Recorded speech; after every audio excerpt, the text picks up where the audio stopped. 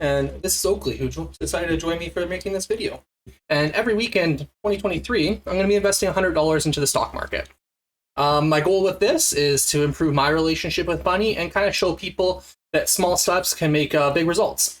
So my focus on this portfolio is going to be on dividend growth stocks. The hope is to kind of build a future where I'm getting paid by these companies and maybe it'll replace some of my income in the future. That's kind of the goal of the FIRE, the Financial Independence Retire Early movement. And obviously only investing $100 a week, it's going to be a very slow process, but I want to show that it can be done with small steps. So $100 a week for 2023, let's do it. Subscribe if you're interested in following the journey. This week's a little bit funny because I have $101.85 available to trade.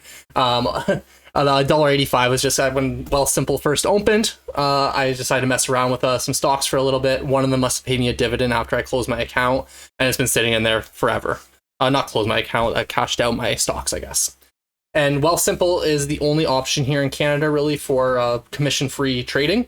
So it's going to be what I use. My main portfolio is held at TD Waterhouse, but for the sake of this little experiment, I'm doing microtransactions of $100 per week, and it would not make sense to pay $9.99 per trade. That being said, I'm actually going to be investing in one of the banks that charge said fees this week.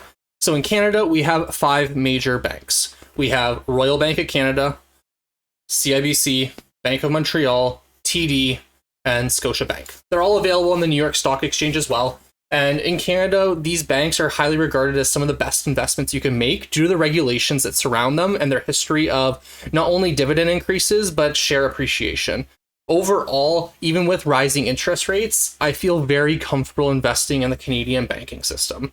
I would be very surprised if we ever had something like what happened in America in 2008 happen here in Canada because of all the regulations that our government imposes on the banks. And because that we only have 5 main banks that compete against each other, the Canadians pay some of the highest banking fees in the world, which makes this a highly profitable industry. So for this week, for simplicity's sakes, I'm going to be focusing on the biggest of the big 5 banks we have, and that is Royal Bank of Canada. So we're going to go to Royal Bank here of Canada, RY for the TSX, and the share price, $127.30. I don't have enough for a full share. So this is kind of what's fun about Wealthsimple, is that for a lot of shares, they'll let you do fractional buys. And I already mentioned that I'm doing microtransactions. I'm completely okay not owning a complete share. As the year goes on, we're going to accumulate more and more stock, and eventually it'll all work itself out. And I'm not concerned about that whatsoever. A lot of people get kind of caught in a trap of only buying low price stocks because they think the more they have, the better. That doesn't really matter in most cases. So I would rather own a fractional share of RBC than a worthless company. So again, for simplicity's sake, this week we're just going to be doing the entire balance into RBC, and we're going to have a super diversified portfolio for week 1. And it's just going to be fun to see this all kind of evolve as it goes. And you can see this notice I get here. This order will be filled by the end of next trading day. I am doing this trade on January 1st, which is a statutory holiday here in Canada. I believe it is everywhere.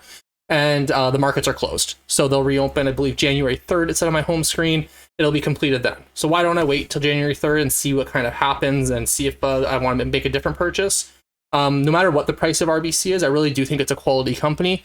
And aside from that, I have a crazy busy week coming up, and I want to get this video done. So I don't really care what it ends up purchasing at. I'm doing a fractional share, so like it's not like waiting to see if it goes down 0.5% really matters for me. We're going to be holding this for the entire year. I do not intend to sell this, and every week we're going to be buying new shares of different companies anyway. So again, if you're making bigger purchases, it would make more sense for you to wait until market open and do limit buys and such.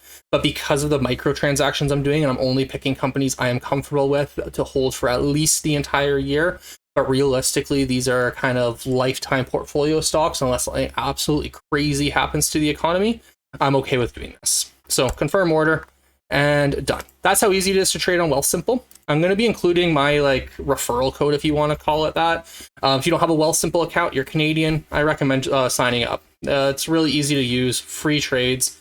And since it's opened, the interface has got a lot better. I'm using the web browser of it, but the mobile app's gotten pretty good as well. So I recommend opening it. And if you're interested in seeing how over the next 52 weeks, $100 a week adds up, follow along for the journey. I'm kind of excited to see what we get ourselves into. I'll be venturing into US stocks for my RSP as well, and I'll explain why the US stocks have to stay on my RSP versus putting them in my TFSA.